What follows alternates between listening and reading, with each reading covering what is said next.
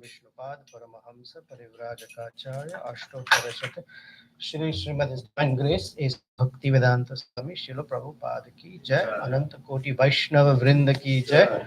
All glories to the assembled devotees, all glories to Shri Shri Guru and Gauranga, glories to Srila Prabhupada. Perfect, thank you.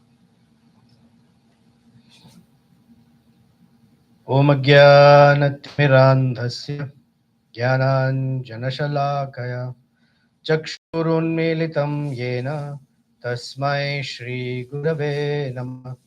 Shri Chaitanya Manobhishtam Sthapitam Yena Bhutale Swayam Rupa Kada Mahyam Dadati Swapadantikam Vancha Kalpatarubhyascha Kripa Sindhubhya eva cha Patitanam Pavanebhyo Vaishnavebhyo Namo Namaha.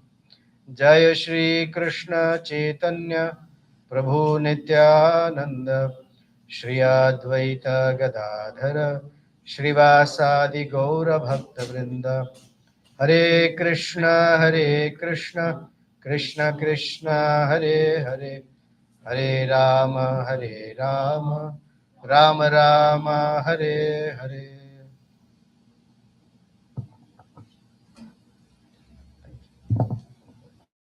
Hare Krishna.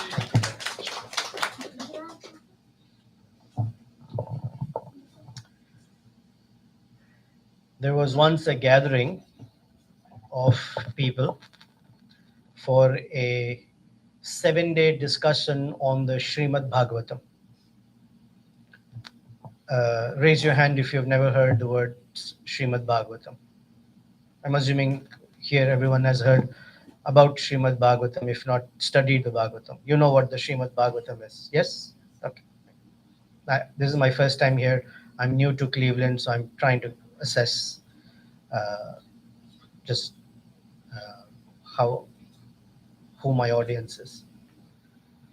So in these 7 days, there were hundreds of people who had gathered, and the speaker was an elderly person with a nice white flowing beard, and his face and body had shown that they had been a yogi for many years, and that in that crowd, as they were describing Srimad Bhagavatam, the crowd was enthralled. And on the first day, a few minutes after beginning, an elderly lady pushed the crowd aside. She pushed through, came and sat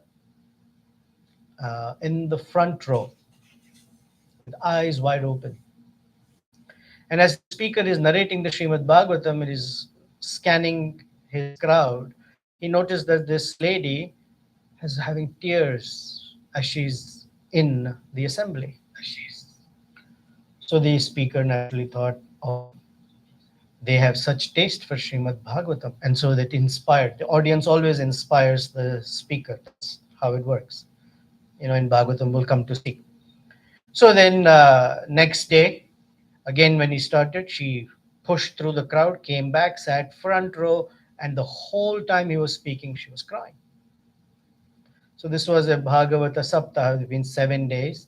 And for 7 days he spoke, and for 7 days she was sitting on the front row and crying.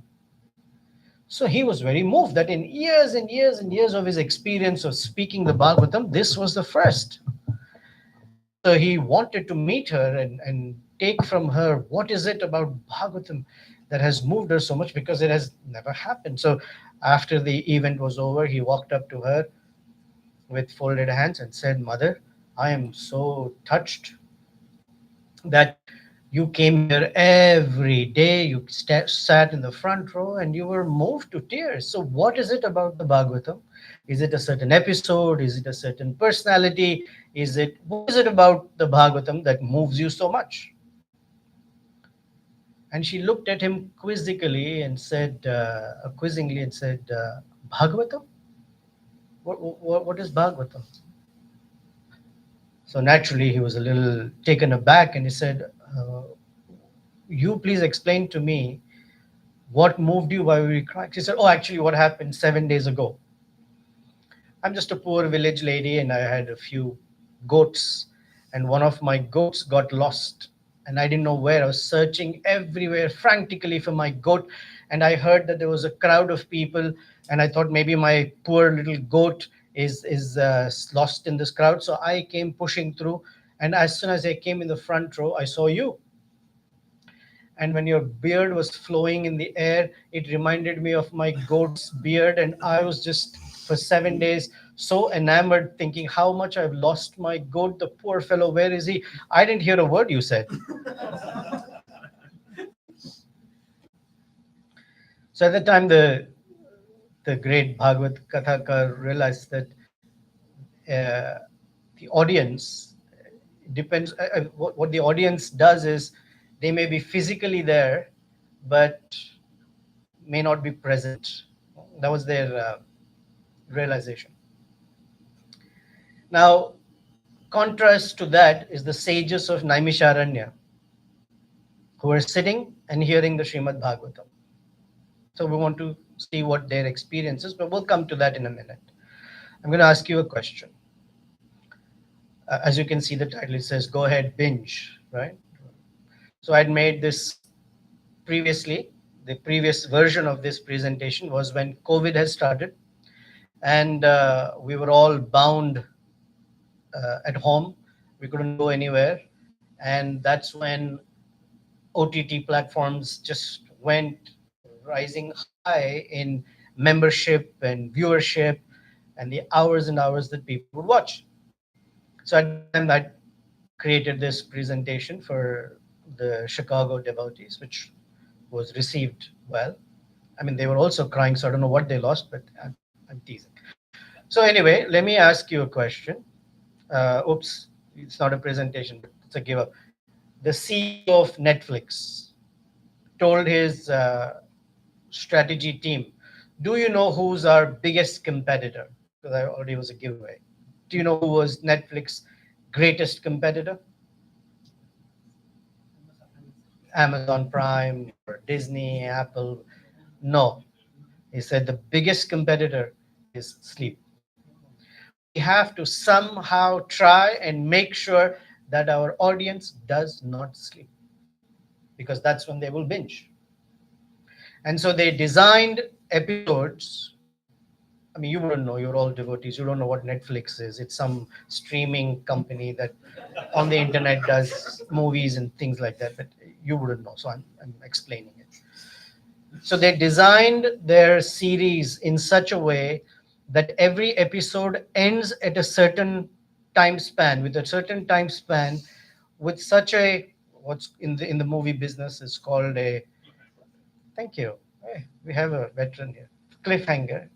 And the cliffhanger is such that the time of every episode was designed such when you look at the next episode, you will think, not you, I don't mean you, the audience will think it's only a short episode.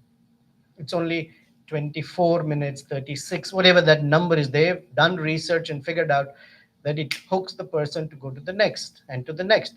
And who are they competing with? Sleep. Similarly, Coca-Cola, the Coca-Cola company, had a question: who is our biggest competitor? And the first answer would be is Pepsi or somebody else. But the answer was no. Their biggest competitor was water. They had to design their products in such a way that people will not choose water, rather they would choose Coca-Cola and Coca-Cola products. And the CEO, the marketing department's vision and goal was there should come a time when a person can extend their hand and be able to reach a Coca-Cola product.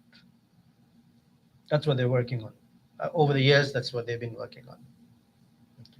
So there is something about, I don't know if you can see what what it does to young people, especially young audience. It says young adults keep pressing play, as I explained. And you look at the stats. There are some. There were there was research in my previous life. I did marketing research, and that's what my career is about. So these things impress me, or I study them. They said who stayed up all night to watch a show, Among the entire universe of TV watchers, that's about 52%, of which there was 76% were young adults, like me, people, young adults like me. Some was asked how many watched a new season within the first 24 hours that it was released. Of the 29% of all TV watchers, 29% said yes, 51 young adult, 51%. How many canceled their social plans to watch a show?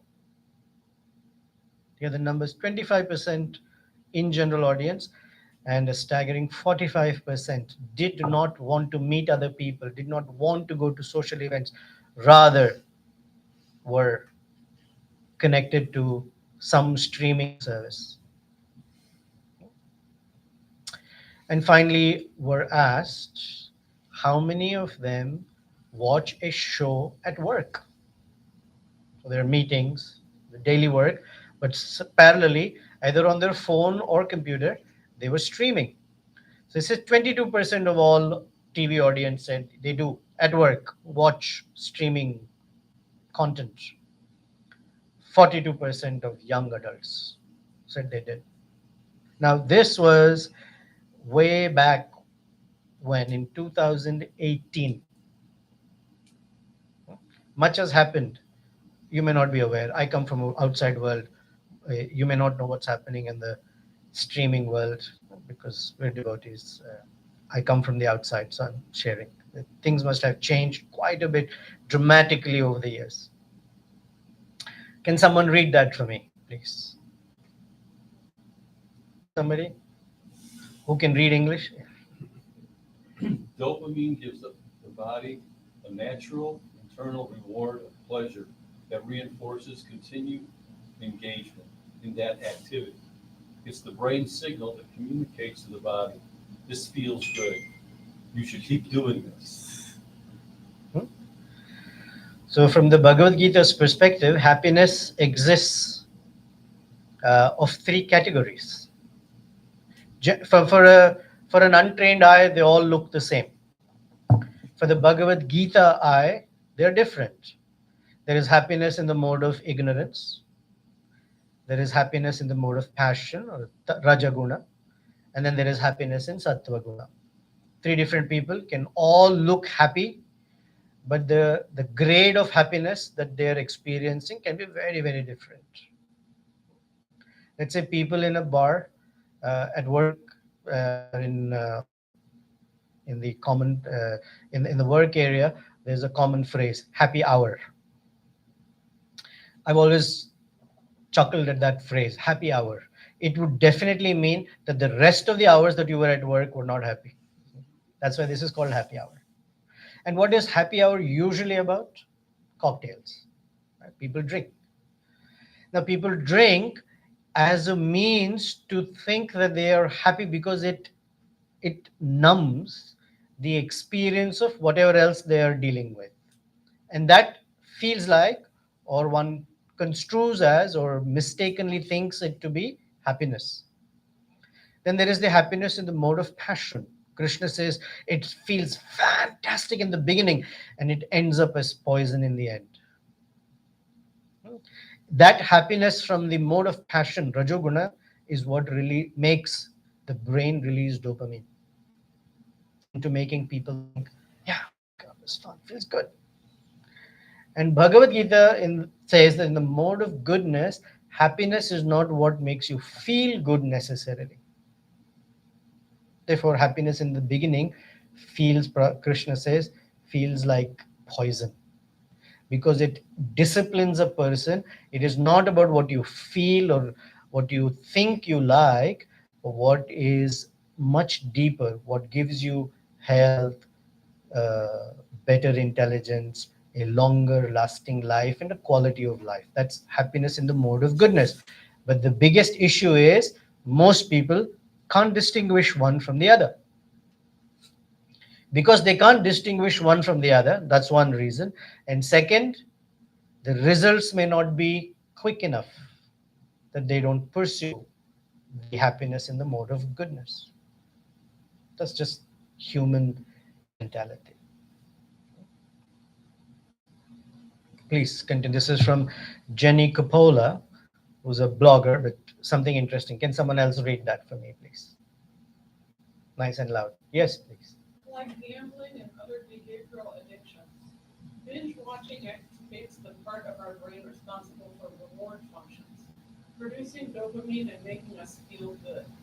Over time, though, our brains produce less dopamine from the same level of activity as we build up a level of tolerance. It takes more and more of the same activity to give us that same feeling of enjoyment, making binge watching that much harder to stop. In the initial stage, one season of a show may give us, let's say, I'm equating as 50 units of dopamine that really, wow, I had a great time. And as we're reading from Jenny, the more we engage in that activity, our brain starts to produce lesser dopamine, less than 50 units. I'm just using the word 50 as a illustration. So we have to watch two seasons back to back to get that original dose of dopamine, and it has to keep on going. So the more one binge watches, the less the brain produces dopamine. And what it does is it, as we saw in the previous chart, it disconnects a person from their first immediate surroundings, and then it disconnects a person from their relationships, and it disconnects the heart from any sense of joy. Joy is in being with people. This disconnects, and the most shows will be about looking and seeing people struggling without relationships. There may be emotions, there's joy, there's laughter, there's adventure, spy, whatever it is. It's all within the screen, and one's disconnected from reality. Contrast that to the sages of Naimisharanya. These are sages who have been meditating for thousands and thousands and thousands of years. Walks into that assembly, which previously was Romaharshana Sutta, but then later his son, Ujjaishava Sutta. And he, as he begins narrating, he has not even begun narrating, they're asking him to narrate. Please tell us about all the different, there are, Bhagavatam says the first chapter, there are 6 questions and 6 answers. Among the 6 questions, verse number 18, the previous one says, please tell us about all the different avatars of the Supreme Lord as he has appeared within this universe again and again and again and again. And as far as we as the audience are concerned, Vayam tuna vitrupyama uttama shloka vikrame yat shunvatam rasagyanam swadu swadu pade pade. I'll have someone read the English in a moment, but let's look at this verse. All they're saying, maybe someone can read this. Can someone read the translation, please? We never tire of hearing the transcendental pastimes of the personality of Godhead, who is glorified by hymns and prayers. Those who have developed a taste for transcendental relationships with him relish hearing of his pastimes in every moment. This is binging of a different kind. Just the way when one is binging something on some streaming platform, because they're not feeling happy, they have to binge further. This is a diametrically opposite experience. As they are hearing about Krishna, they are further dissatisfied, which means it's not enough. Okay? I'll say something, hopefully you'll take it in the right spirit. Think of it as humorous. Okay, I hope. As the life of a devotee of Krishna, whether one is a beginner, or let's say, I'm going to use the word outsider, not in a diminutive way. Outsider means those who have not been introduced to bhakti or don't perform the activities of bhakti. Let's say, in general, all living beings are under Maya. You agree? Okay. Once someone comes into the fold of bhakti and keeps growing in bhakti, one is also severely in Maya. Do you agree? Yes? You're in Maya previously, you're in Maya. Even the purest of devotees is in Maya. You agree? No? Yes? Different kind of, Okay, that's what I'm looking for. What kind of Maya? Define mine. Very good. Before bhakti, it is Mahamaya, thinking I am this body. And in the relationship with Krishna, it is Yoga Maya. Constantly, Yoga Maya makes the connection stronger. But one is in Maya. That is why even Mother Yashoda, I mean, dare I say Mother Yashoda, or any of the purest of devotees, when they see Krishna, they can't recognize him as God. She thinks, my son. So she's scared for him. She's worried. She chastises him. Coming soon. We sing for a whole month that she had a stick in her hand and Krishna was trembling. His eyes filled with tears, his mascara smeared on his cheeks. Right? Rudantam muhur, and he was constantly rubbing his eyes because he's scared. That is the Maya, Yoga Maya, that says this is not God. Mahamaya says when they look at Krishna, this is not God. Just a different category of Maya, though. So you see the little tongue in cheek. Another one. You heard the phrase, I'm suffering in an ocean of existence. Yes? You've not heard? Not experienced? I've experienced. Once you come into bhakti, you're still suffering in an ocean. Suffering in an ocean of happiness. Anandam Buddhivarj. We're from this ocean to that ocean, but still in an ocean. Okay. Another one, dissatisfaction. Without bhakti, people are dissatisfied because they don't have this connection with Krishna and Krishna's avatars, anyone. When unless I'll make it more generic, unless one has a connection with God, whatever one does, there is a sense of dissatisfaction. It's not complete.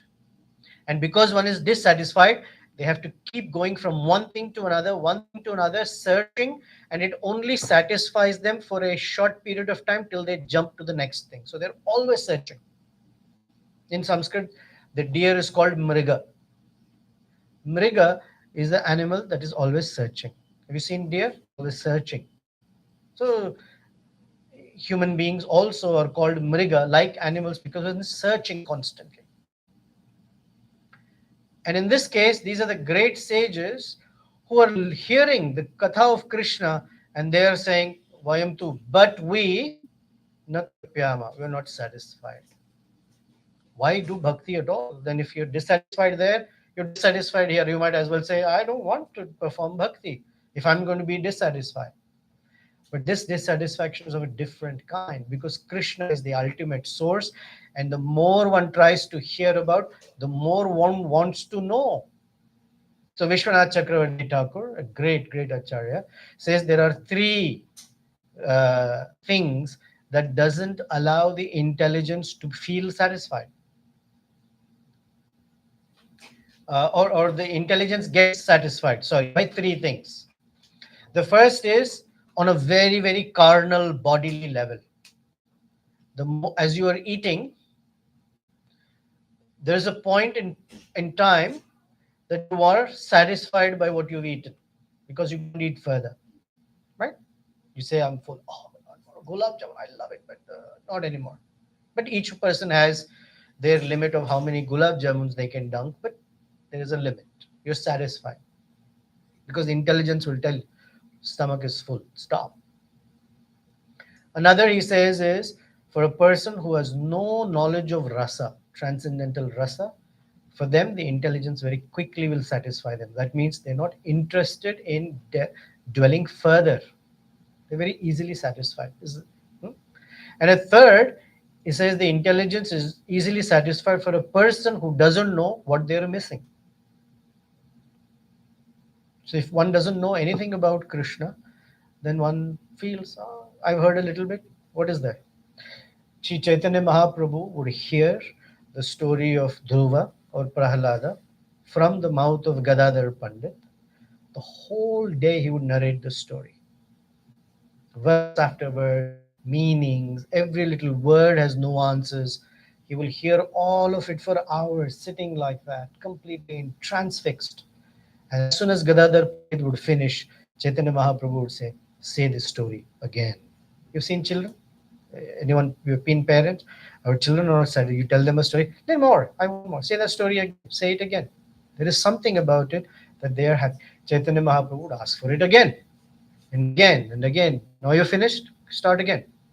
Because there is something about the way Krishna and Krishna's different avatars, they interact with their devotees is so pleasing that it can never satisfy a person. They want to hear more. So he says, Uttama shloka vikrame yat shrunvatam.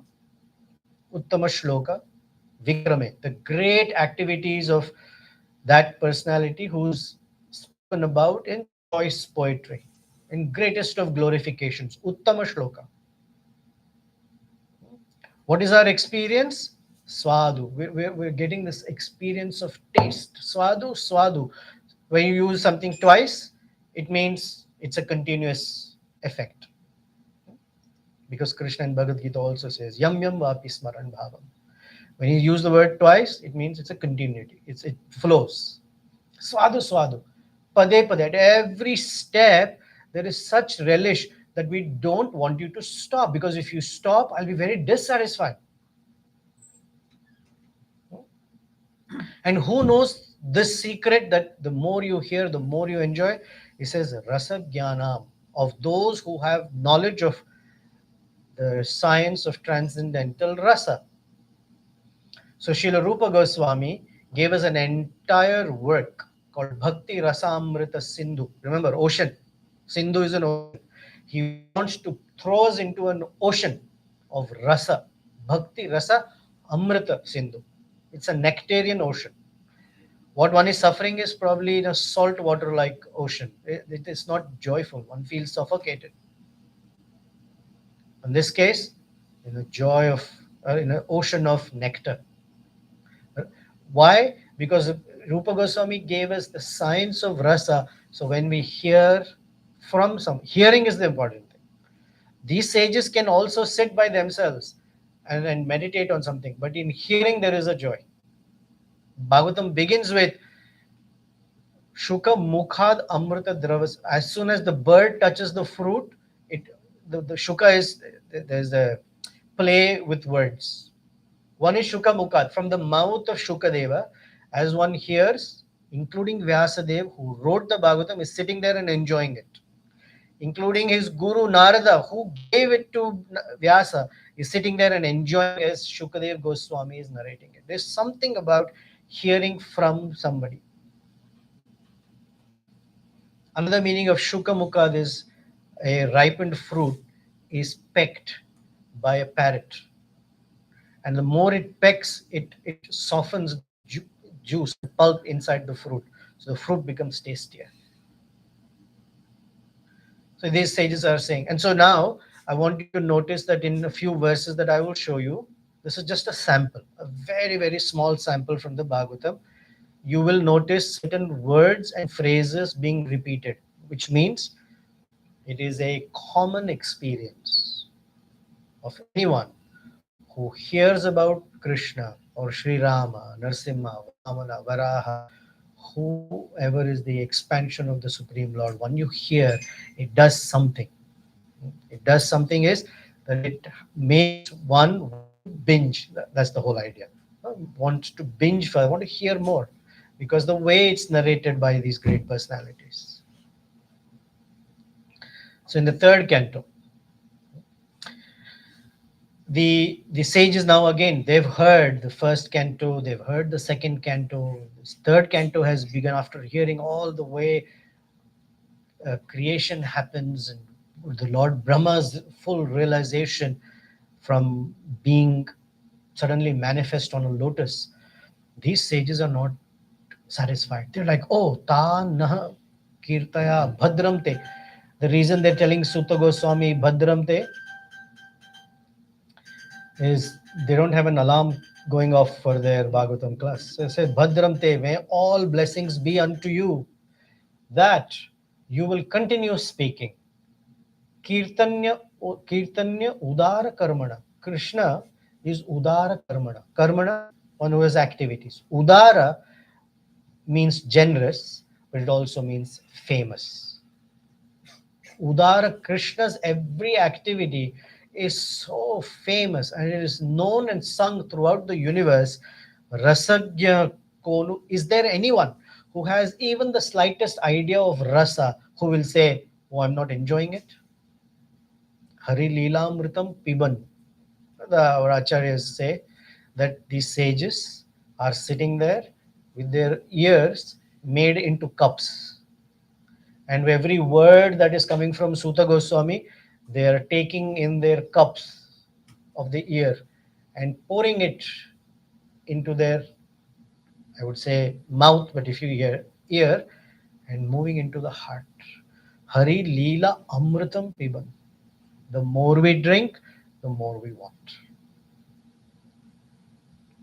And so they're asking, is there anyone? Konutruppyata? Is it at all possible? Can someone be satisfied by saying, oh, I heard enough of Krishna's activities? I mean, we all have that experience, I'm sure, to some degree. In Kartik, we narrate the story of Krishna stealing butter, running away, being tied to a grinding mortar. How many times you heard this story? How many times? We'll hear it every day for a month, and then every year, I mean, year after year, and we all know the story. There's nothing, I says, new, but every time we hear, the experience is new. Hiranyakashipu being killed by Narsimhadev. How many times it's been heard? There is always something new. Bhagavatam or Krishna Leela here. Hari Leela Amritam. So the Amritam means nectar, but it has a different meaning. Amritam, that which doesn't die. It's alive. Because it is alive, every time the experience is something different, better, higher, deeper, sweeter, tastier. Unlike a novel that you read, you know the story, you know the plot, you read it 2 times, 3 times, 10 times, and then you know the story. Then you have to look for another novel. But nobody says, oh, I've heard the story of Ram. I know what it is.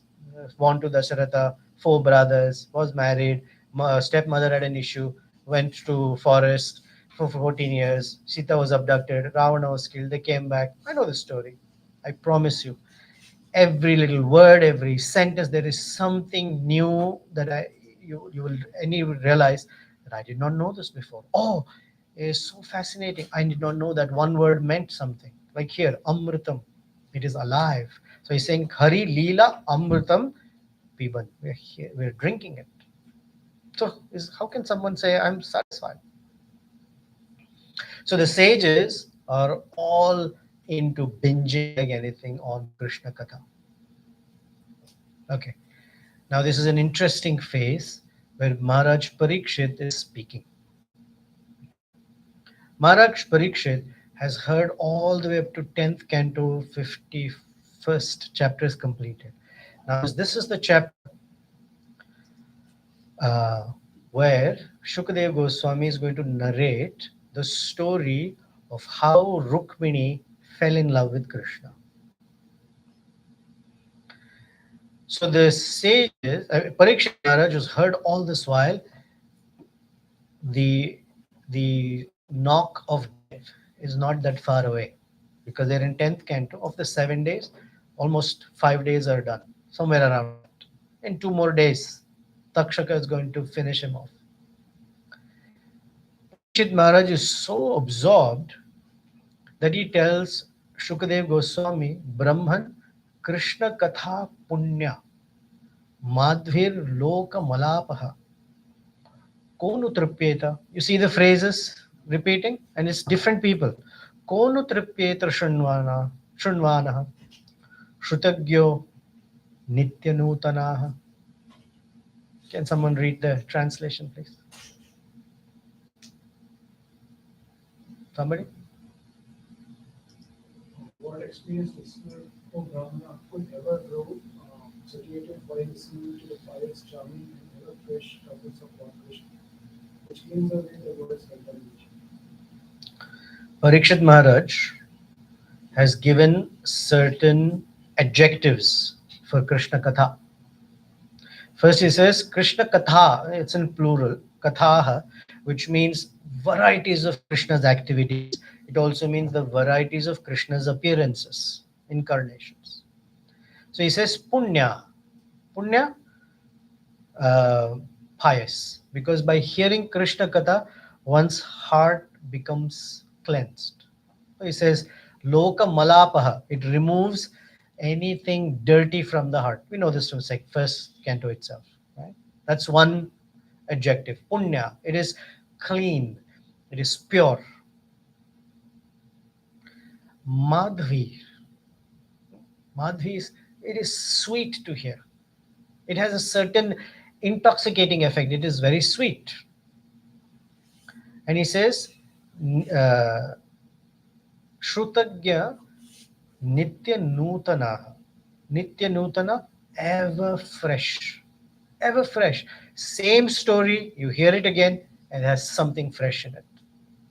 Whether it is the way Krishna looked at someone looked at Krishna, or something about his garment, something about his jewelry, something about his smile, some word that he said, which mean we may have not caught previously, suddenly attracts us. That's the cliffhanger, the hook that brings us closer. So Parikshit is like, Shrutagya, those who know the science of feeling inspired from hearing. If ever one ever feels uninspired in bhakti, it happens. It happens. If it has not happened, then be fully prepared. It will happen. And when that happens, it is said that the only easy, quick way to get out of that is to hear katha. When one is studying either Bhagavad Gita or Bhagavatam, Ramayana, whatever, or books of our acharyas, it is said that you are supposed to read with two aspects in mind. One, we read to understand the tattva. The tattva is the philosophical side of things, which is very important because tattva awakens our intelligence into how the world operates, how we operate, how Krishna operates. And the second is called rasa. One should hear and read about rasa, Krishna's interactions with his devotees, because that is the one that softens the heart. One sharpens the intelligence, the other softens the heart. And as soon as there is softening in the heart, one will call out the name of Krishna. Srila Bhakti Siddhanta Saraswati Thakur said that yes, we chant the holy name of, that's our whole movement. The Hare Krishnas is what we call it. Just the way we never worship only Krishna. Like he was explaining to me, Srimala Prabhu earlier, about the appearance of Srimati Radharani next to Natabara. We never worship only Krishna. We always worship Krishna and his consorts together. That is our method. We never worship Rama. We always worship Sita and Rama. Lakshmi Narasimha. Hare Krishna mantra. Hare Krishna, Hare Rama. Always together. Like sidebar, for example. Shurpanaka, the sister of Ravana, she was so attracted to Sri Rama, but she did not like Sita. So she attacked to eat Sita away so that Rama can be freed from the bad influence of Sita. What did she get? No nose and no ears. Lakshmana chopped them off. Her brother, Ravana, wanted Sita and knows Rama. So he went after Sita. What did he get? All 10 heads cut off. They have another brother, Vibhishana, who wanted Sita and Ram to be together. What did he get? He got Ramachandra's love and embrace. So our entire philosophy is that we always want them together. So the holy name, Nama Prabhu, who we worship, we call out, has a consort. Harinama has a consort. Guess, Harikatha. So Harinama and Harikatha are consorts. So we always worship, Bhakti Siddhanta says we worship them together. So to be able to call out the name, one needs to engage in Katha. And whenever we feel a slump, it is Katha that will rise. I promise you, it happened. I mean, it happened for me multiple times. I've known multiple people for whom also, as soon as Katha is, it brings, it raises one's consciousness. So it says, Punya Madhvi Lokamalapaha. Okay, should I continue? You see the theme, the same phrase being used by different people. And what is the phrase? We are not satisfied. We are left hungry. We want more. We want to binge on Krishna Katha. We go to 12th canto. In the 12th canto, great sage Markandeya, who was a little boy and was, according to his birth chart, he would have died by the time he was 7 years of age. But he became such an ardent devotee of Lord Shiva that Shiva's heart melted for him and gave him a life that is very, very long. In fact, his life is so long as Lord Brahma's life. And Lord Shiva taught him the science of Krishna consciousness. So Markandeya Rishi became a Krishna Bhakta. I'll tell you a story in a moment. Now, Suta Goswami is speaking about what happened to Markandeya Rishi after he heard from Lord Shiva. Suta Goswami, Suta Uvacha. Iti Chandra Lalamasya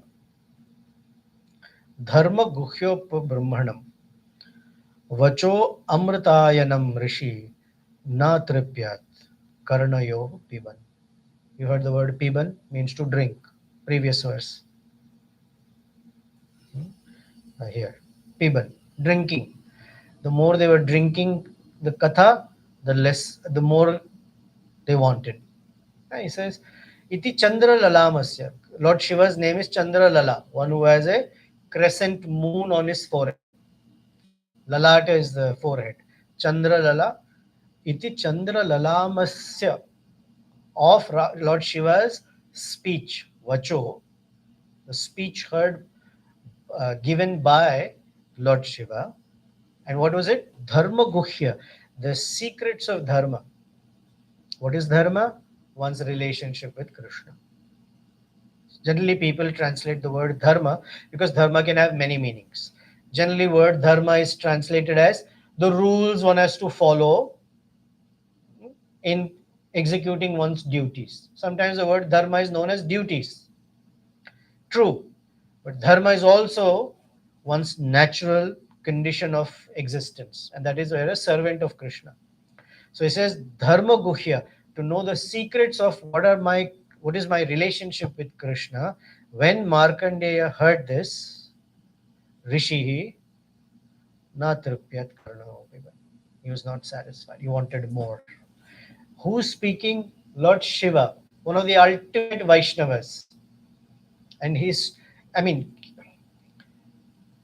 if you ever taught anything to anybody, after teaching something, if your students tell you, I'm not satisfied, it's usually taken as, well, the teacher's done such a bad job, right?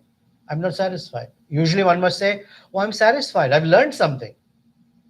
Something about Krishna Katha. Even Lord Shiva is speaking to Markandeya Rishi.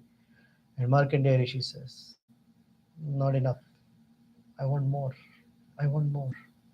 That is the nature of Krishna Katha, that we are being invited into.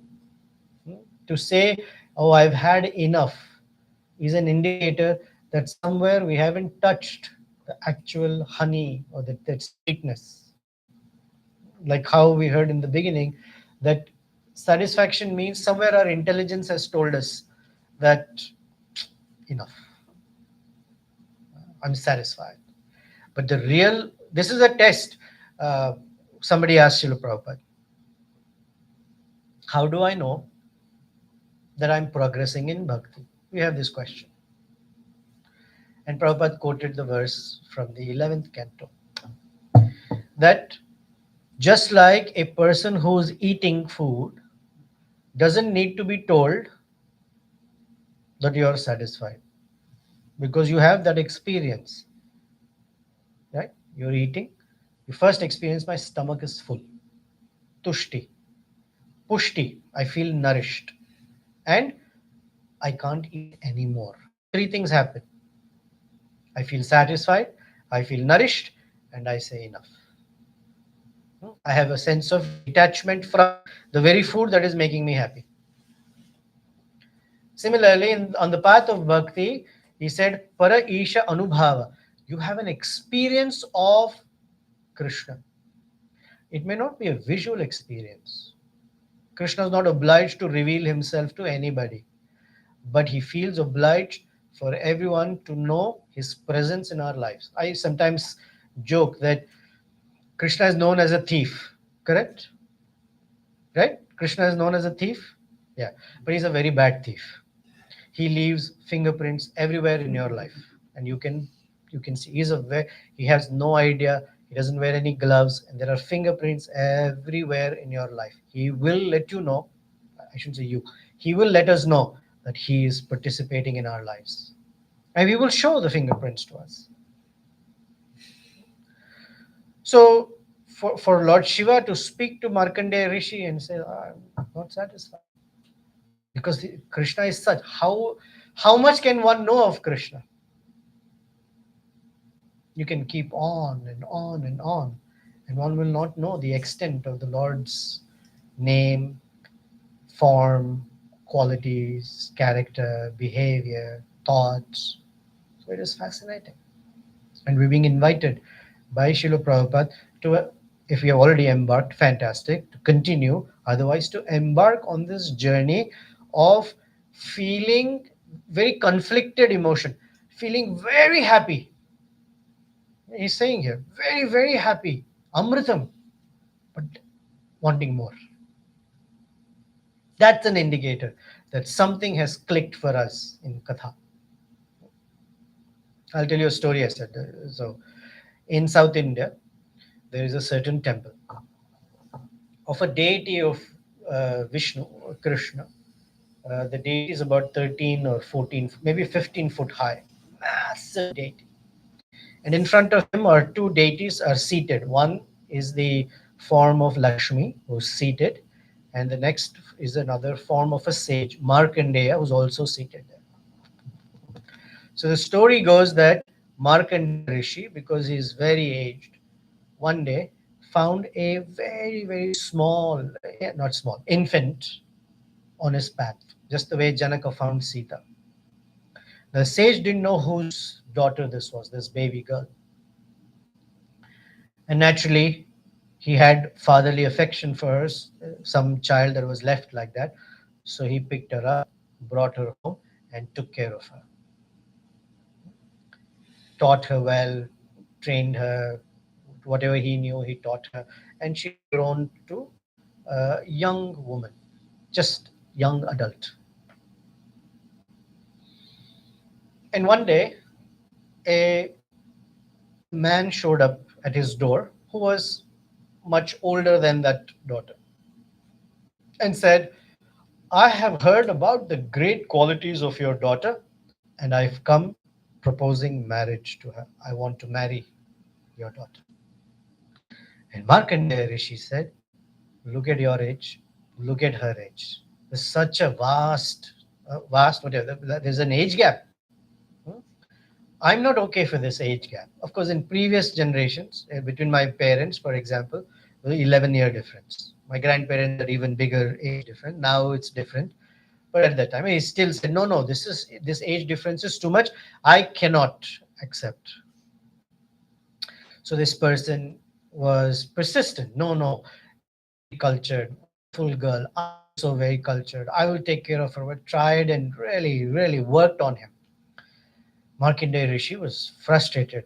He said, "You have no idea. She is so young that she does not even know how to cook.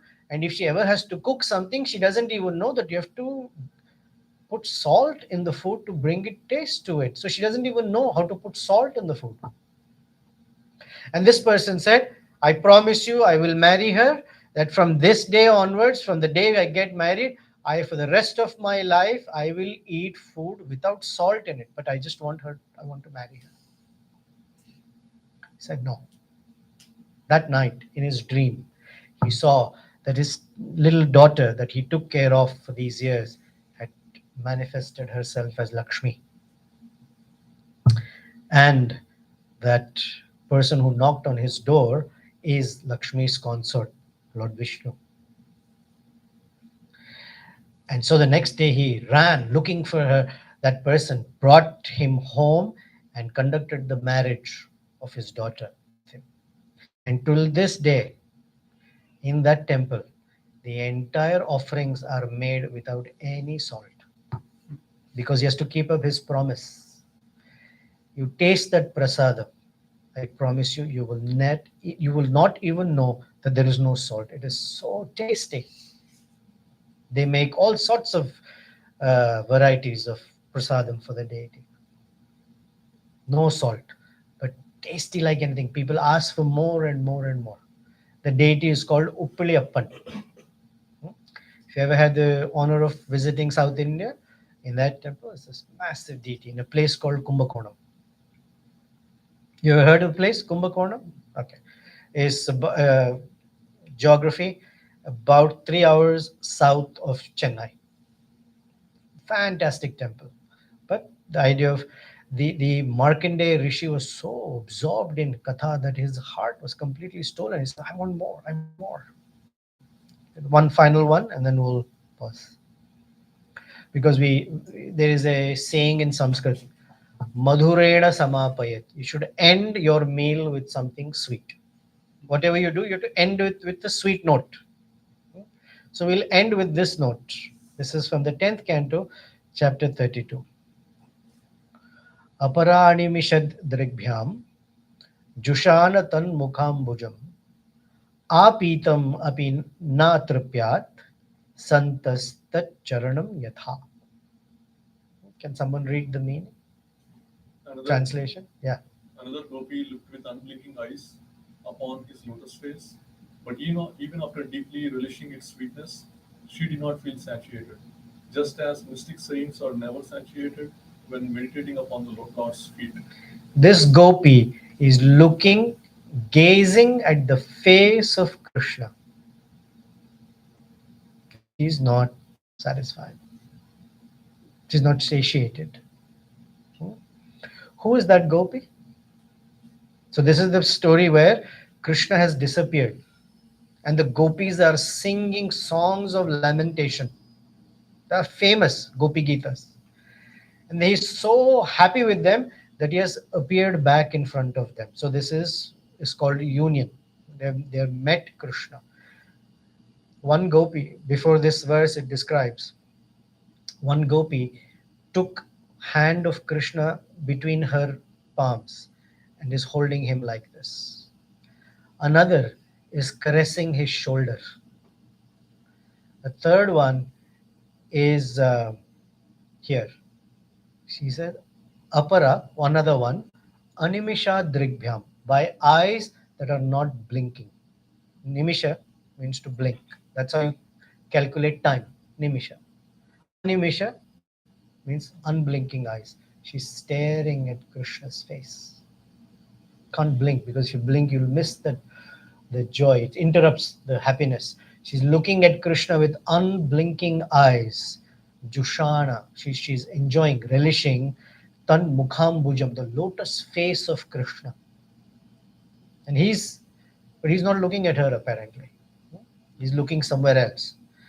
Apitam, api, she's drinking Krishna's lotus face with her eyes. Can you drink anything with your eyes? It's poetic, which means She's taking in that beautiful face of Krishna with her eyes, and it says, "Na tripyat."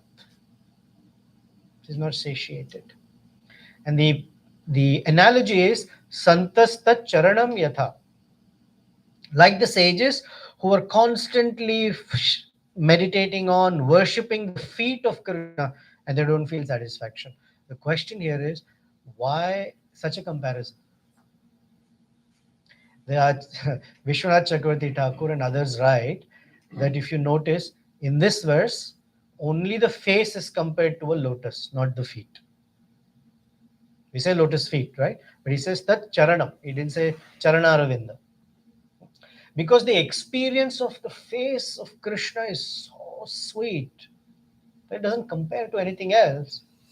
And the experience of sages worshipping the feet is not the same experience.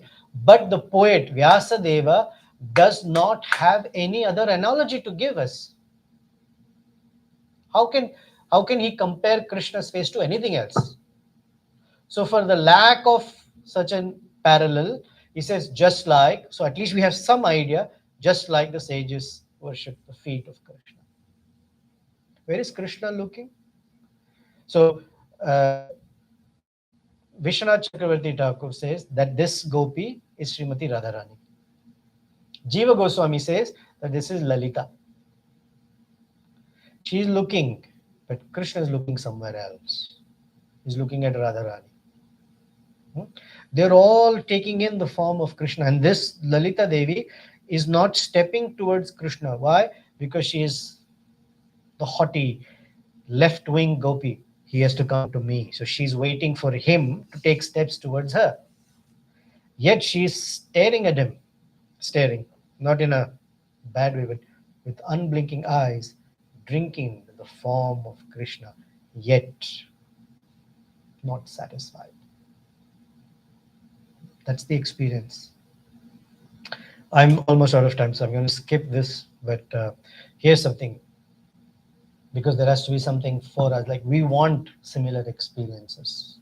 We hope to aspire for. If we are not aspiring for, I'm urging that we aspire for. So how we can benefit ourselves. I've said read, but it actually means hear. But hear alone and or in groups, or read. Because reading Prabhupada's books is hearing Prabhupada's voice in written form, because he recorded everything. And hear daily. Actually, from the day one of my Krishna consciousness, I was trained by my spiritual master that it was called the sandwich program. That you start your day by hearing katha. It's not like you have to hear for hours or anything, 10 minutes, 15, 5, something, but hear katha. It reorients our consciousness to face whatever coming to us during the day. And when we come back home or we finish the day's work, then you hear again. That's the sandwich. It makes life experience one not only in context and perspective, but also there is sweetness. You end the day with that sweetness. And more important, discuss. I read this. This is what I liked. Someone else will say. In that exchange, the satisfaction and dissatisfaction grow together. Sharing, whatever, with your own family members, with your spouse, with your friend, fellow devotee, at least something, share something. Even if it is, I heard a sentence or I read a sentence that was really sweet, or it gave me some realization or inspired me. Even that is enough, because the moment we hear and we repeat it, it means it has gone step deeper versus not touching us at all. Shravanam is strengthened by kirtanam. You have to repeat. I'm using the word you. I don't mean you as you. So who am I to tell you what to do? I speak in general as us. When we hear, if we repeat it, it goes deeper. If you don't repeat it, it vanishes. Shravanam kirtanam. Because once there is kirtanam, it sits in our consciousness. So there is smaranam. It allows to percolate. It moves and it permeates one's consciousness. Any thoughts or comments or reflections you want to share? We have a few minutes. Anything, any particular verse that you like? They're all in the same vein of appreciation for Krishna, but any one that touched you?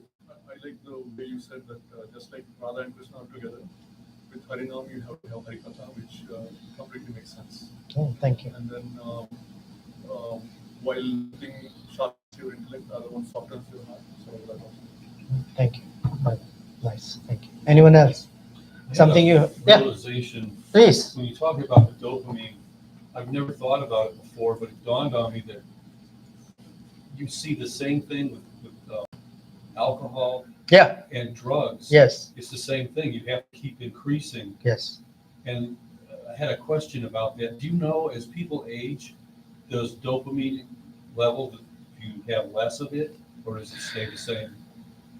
Depends on how much hormone the brain can secrete, like any other hormone, by age or by other uh, maladies, if you will, the function becomes weaker.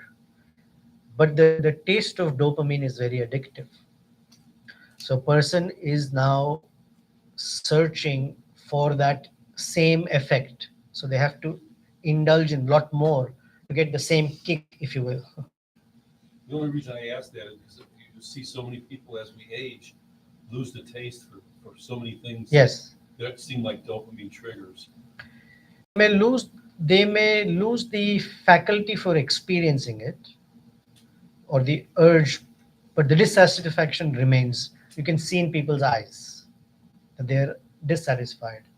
Or Bhaktivinoda Thakur says that beyond a point, that dissatisfaction reflects as uh,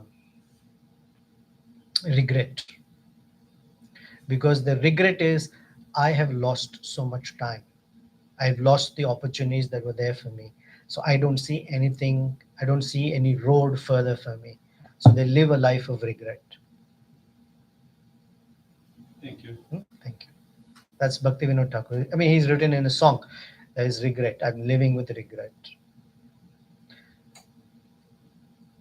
Anything else by anybody?